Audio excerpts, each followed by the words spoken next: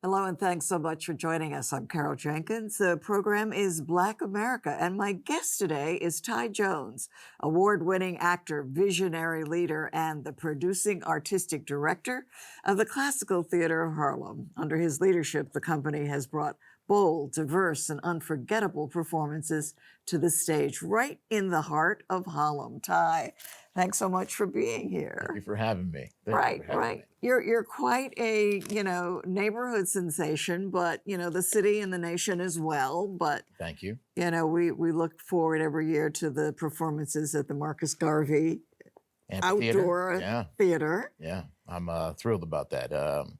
We'll be programming next year, I think, our 14th season. So. Well, incredible. Yeah. And the sneak preview is possibly Othello? Yes. Is that right? That's it. Yep. I'm speaking with Carl Cofield, who is our associate artistic director, and he's also the chair of NYU Grad Acting. We're starting to put the pieces together. We think this is going to be the one. Well, I can't wait to hear who you cast as. Yeah, me too. Me too. That's going to be a big. Yeah, it should be, because the tough thing about doing Othello right now is that a lot of people are doing it. And sometimes you want to sort of avoid that. But I think right now what's going on in the world, this specific story about Othello, this Black man, and what's going on with Black America, I think there is a certain way in which Othello can be presented that I think is going to be relevant. Well, we can't wait, and that's July of 2026. That's right. Right Yep. now, so you gear up for that, and that is a huge commitment. That's like 21 plus performances during the month of July at Marcus Garvey. Yeah, it's we have to have a long runway, and that means hiring all your designers and then your crew and your team, to put the show together. And so during the month of June and July, we employ about 150 people. So yeah. We have to get started basically now to make sure that it's a success for next year. But you were an actor with the company beforehand and won an Obie. So talk to us about that. Yeah, in 2003, I was cast in a production of The Blacks, a clown show by Jean Genet. Ended up winning an Obie Award for that. And then a number of successive performances. I got to play some of the greatest characters in classic texts. So, and rarely, and this is something that I've said before, oftentimes in regional theater, you can play, if they're doing Romeo and Juliet, they'll cast you as Benvolio, but never Romeo. And so to be able to be in a theater or at a theater in New York City playing these roles meant something to me, looking at an audience that looked like a subway car, which was completely different than what I saw in the regional spaces. That meant a lot to me. That was impactful for me. And then when I saw my castmates who were also equally talented and had their master's degrees and learning about these great plays, it was great being on stage with them. We were able to do these plays in front of young kids that looked like us. Right. Yeah. So right. we were really thinking about something bigger than just doing a play, but rather institution building. That's when I took over the leadership in 2009, basically when the financial crisis happened. Right, exactly. A lot of things fell apart, as we remember so well then. But you determined that you wanted to save the company. Yes.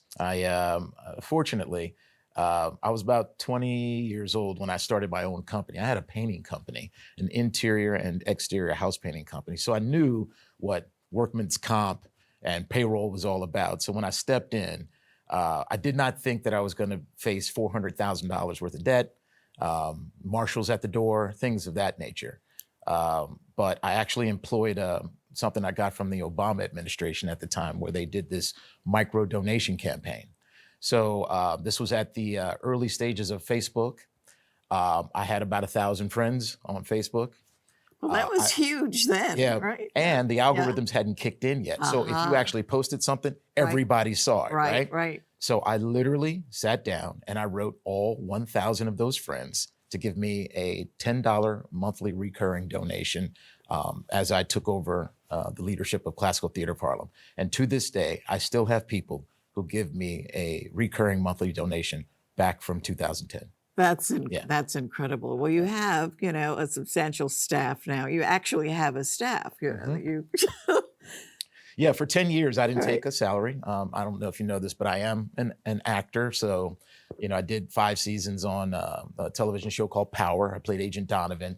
I've done 5 Broadway shows myself. So, and commercially is what sustained my family. So, you know, I did a bunch of commercials, voiceovers, and things like that. So it wasn't like I was starving or anything. So, but for 10 years, I didn't take a salary. I was able to win a grant from the Upper Manhattan Empowerment Zone. You know, big ups to Harlem and that, and allowed me to hire a managing director and a development director. So David Roberts came on board, Kelly Burdick came on board, and sort of professionalized the organization. Because at that point in time, I was the board chair as well as the artistic director. Well, you were everything. I did. I've done every single any position that one would have in theater. I've done it. Right, right. So for our audience who want to know, well, what exactly does an artistic director do? Well, So, for me, I'm a producing artistic director, so Right. the buck stops with me. So I'm Right. responsible for raising money as well as making the artistic choices for the organization. Now, I do have people that help me with that. So I have a reading series. Sean Renee Graham runs that. She decides what plays get done. Like, I don't need to make those kinds of decisions. She'll run them by me and tell me what she's thinking about, but it's nice to have a collaborator that way. And then our summer shows, I've had a few directors, but Carl Cofield has largely, his aesthetic is what's been leading us over the last few years. But with that said, I like to choose plays that speak about what's going on at the time. So for example, in 2016, in my opinion, the Scottish play, I don't want to, you know, yeah, no yeah. bad luck here, right? So the Scottish play, I think we know what play we're talking about. I think is Shakespeare's most politically significant play. And that was a really politically significant year, right? In 2016. And then because I thought that we were about to have our first female president, we then did a play called Fit for a Queen by Betty Shamia. She's a Palestinian playwright, and it's about Queen Hatshepsut, who was a pharaoh. So that didn't happen. The following year, in 2017, we did Antigone. So Antigone is like one person really believes something, the other believes this, they clash, things happen. So, and then following that, we did Three Musketeers. So people of different backgrounds need to come together, all for one, one for all. So I think you get the point here, is that at the end of the day, I think these ancient texts are the DNA to the human condition. And everything that's happening today, someone has written about, you know, many, many years ago. And so I hope that we And can most often Shakespeare. No, Yep. but And I'd love to be able to dust off these classics, yeah, Right, to right. be able to,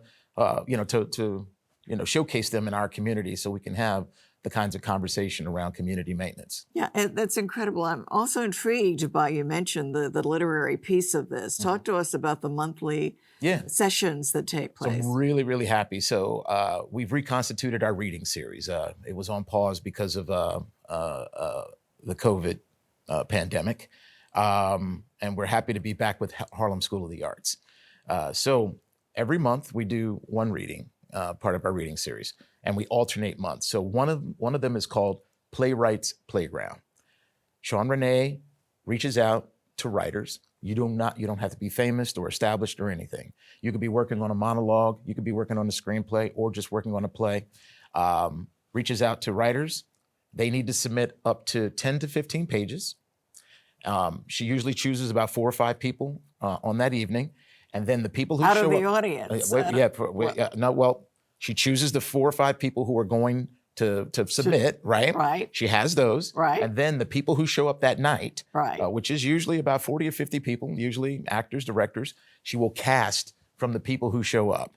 So then that writer gets to see on stage what it sounds like. And then if they want to, we do a little debrief about what we heard. Oh, it's And so it's really fun. And what yeah, a gift. What yeah, a gift. yeah. to And us. then it gives an opportunity for actors and directors and writers to fellowship with one another. And Right. who knows what kind of relationships that can be forged from that. Right. And then on the alternating months, we do a thing called Future Classic. So I define a future classic as a play that I think that if given the test of time, it will indeed become a classic. So, and that is a reading of a full-length play. So Sean Wow. Renee chooses those, and we We'll cast them, we'll bring in the director, obviously the writer, do a workshop of that, a brief workshop that day, and then that evening have a reading of that play. And we try to invite other artistic directors and folks who have decision-making power to come and listen to those plays. Well, that's incredible. Again, you are creating such creative foundations for prospective artists, not only actors, but the writers and yeah. We're essentially trying to create an ecosystem. I think what we need to think about today is institution building. But the institution building, in my opinion, doesn't need to be a too big to fail institution.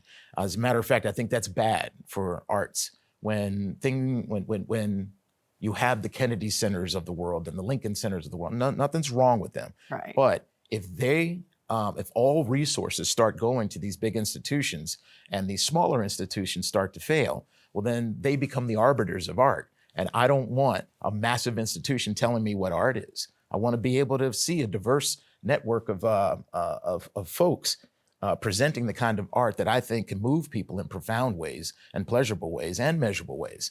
And sometimes big institutions, they're like big battleships. They move slowly. And so for us at Classical Theater of Harlem, I like the idea of being a middle-class theater company.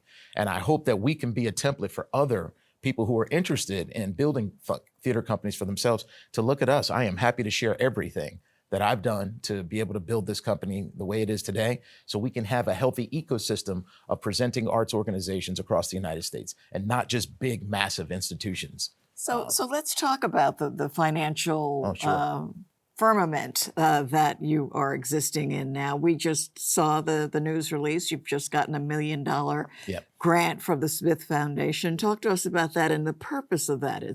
So the Deborah and Dale Smith Foundation gave us $1 million, and it's towards a home.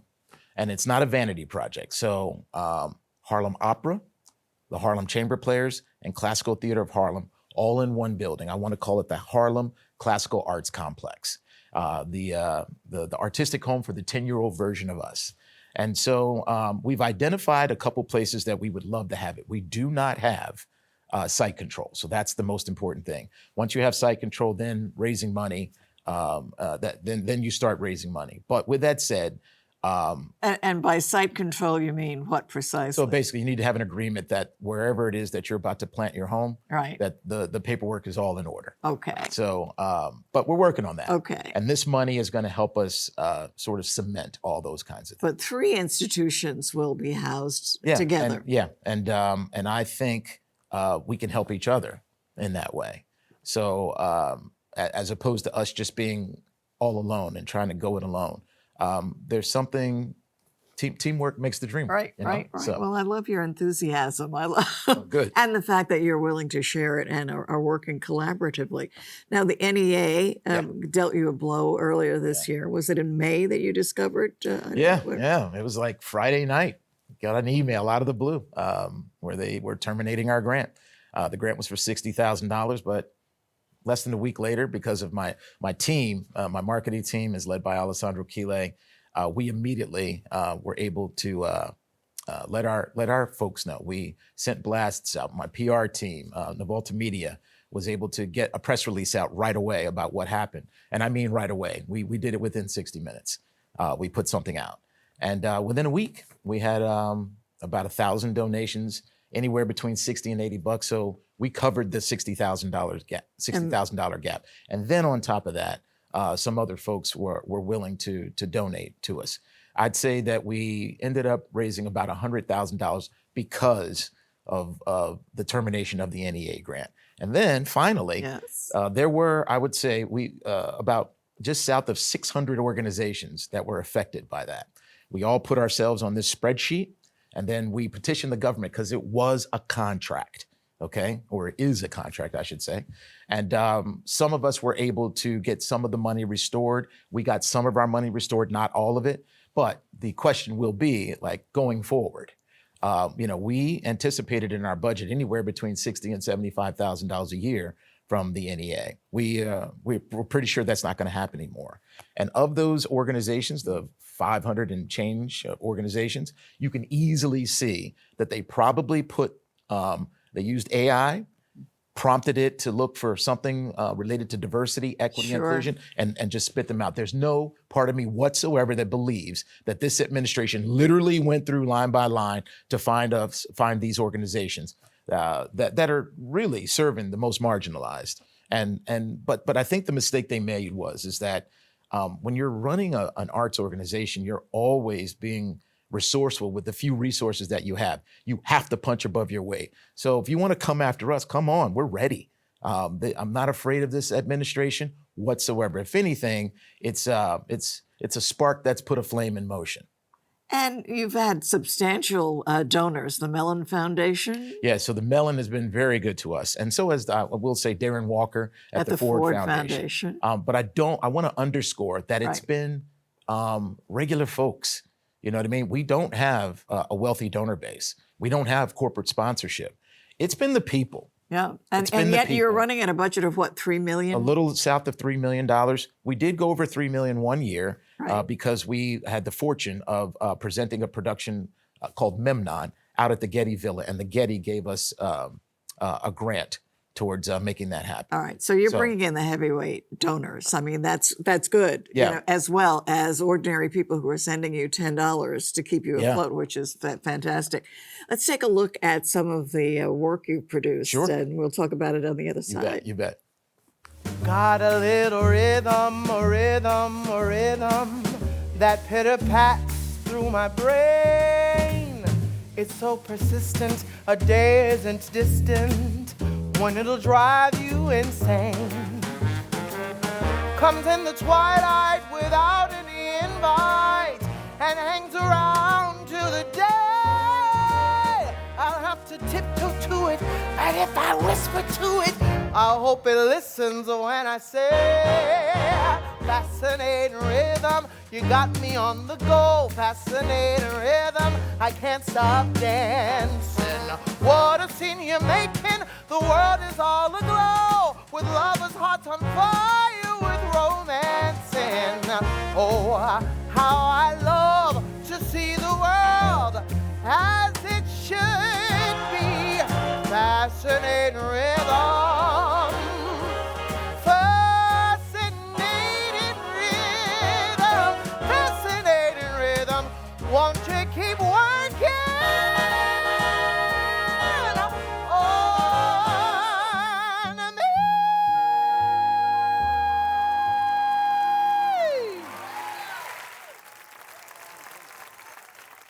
Pretty cool, pretty cool. Such exciting stuff. Tell us what we were just looking at. Yeah, I think we just saw a medley of some of the most recent shows that we did. So one of them was The Bacchae. That was directed by Carl Cofield. Twelfth Night, which starred Kara Young, two-time Tony Award winner Kara Young. And then the sequel to that was actually called Malvolio.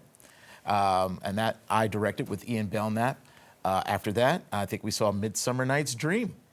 And that, too, was a highly successful production that we did last year that was in celebration of the Harlem Renaissance. Yeah.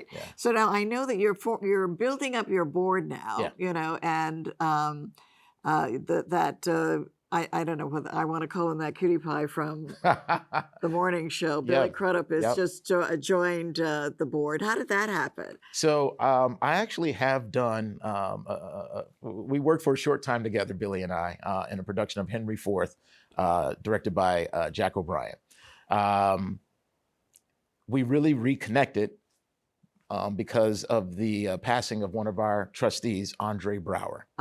So when Andre passed, Billy reached out and he was like, "Hey, Ty, we all know he was an extraordinary human being, and I would love to be a part of CTH and help you out." So we had a couple conversations. He came out to see Memnon. He came out to see a couple of events. He saw what we were about. We shared our mission. And he was like, and then when the NEA terminated our grant, he called me up. He was like, "I'm on board. Let's do this." And he's not just a pretty face, all right? He actually writes a check. He connects us with some of the folks that he knows have access to deeper pools of funding. He's been an extraordinary board member. I'm just going to put this out there. My board is a very, very good board. I could sit here and talk about each and every one of them all day. But since you brought up Billy, Brought up Billy, yes, Billy yes, Crudup, I want right, to underscore that he's been an exceptional board member Great. already. And you have, I don't know whether we can't really announce it yet, Yeah. but I'm excited by a board member coming on who is one of the, legendary cultural icons. I agree. Yeah. So in January, and it has not been announced yet, but yes, I am very hopeful. Let's put it that way, just to keep myself out of trouble, that Mary Schmidt Campbell will be joining our board. And by the way, it was a strategy this past year. Right. We know that the way government works is that whenever government goes a certain direction, usually corporations follow.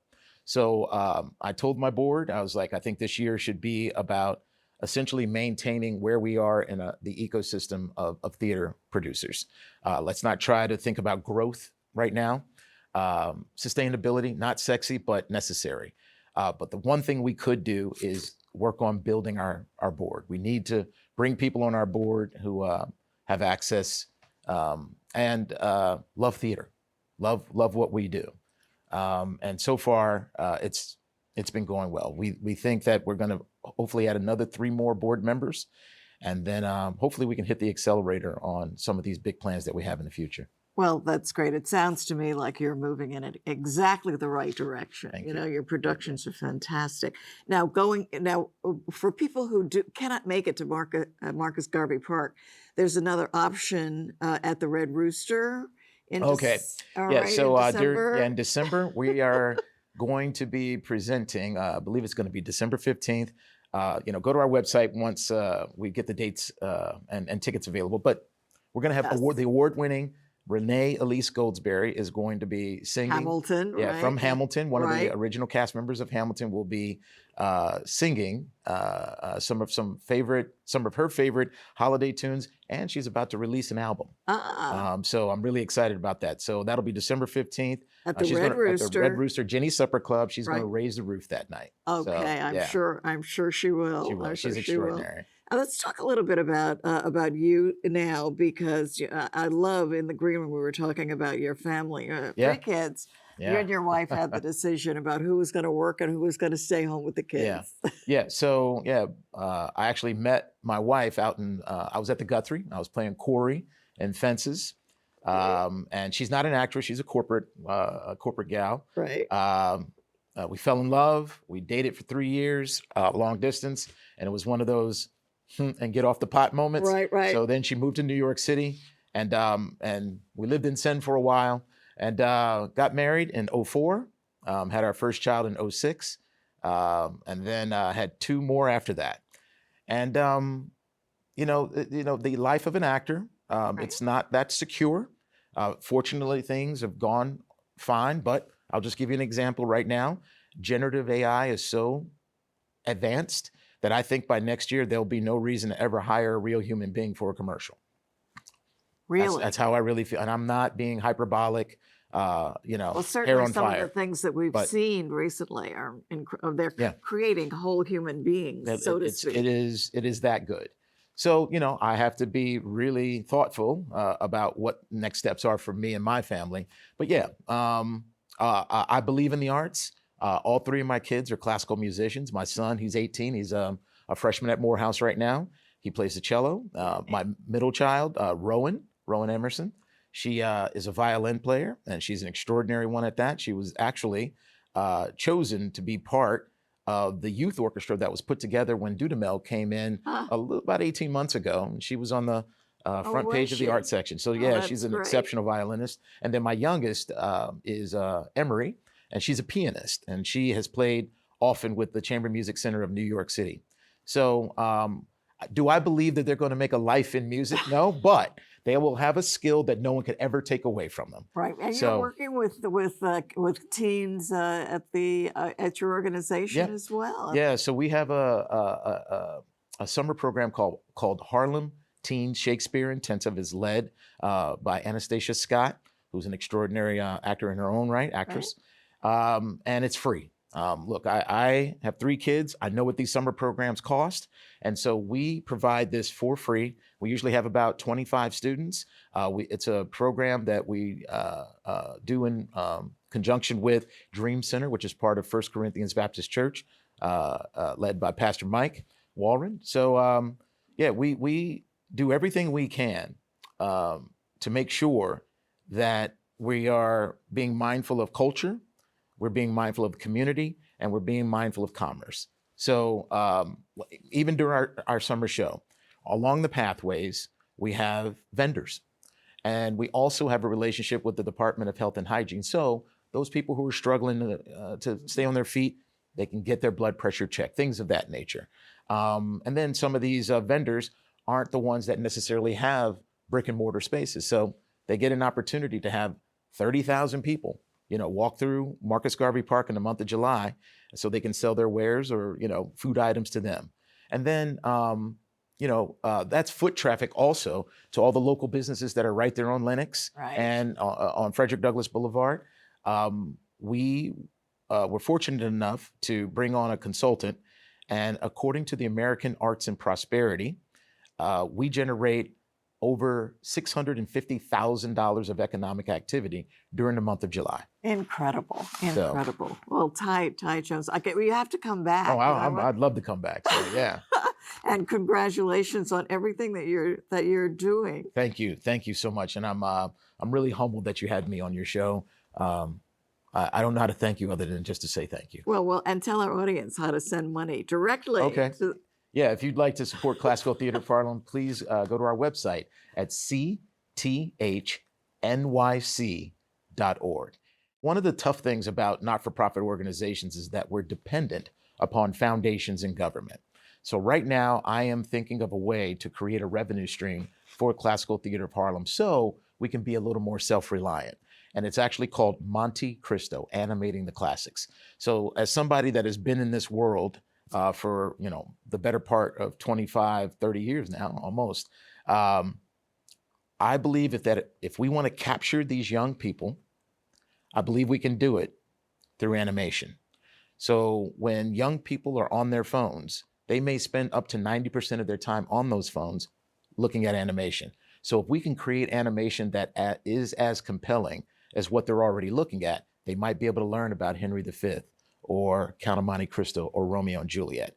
So I put together a pitch deck, done a cash flow analysis, and right now I'm reaching out to foundations and folks who have access to deeper pools of funding to try and get this thing off the ground. So hopefully within about a year from now, you'll hear that I'm working on getting this into schools. Well, I hope so too. Yeah. I absolutely hope so. Me too. That is great. Ty Jones, thank you so much. Classical Theater of Harlem. Visit their website at cthnyc.org and help support the arts and the work that they're bringing to the community of Harlem and the world. That's it for us today. Thanks to you two for joining us. I'm Carol Jenkins. The program is Black America. We'll see you the next time.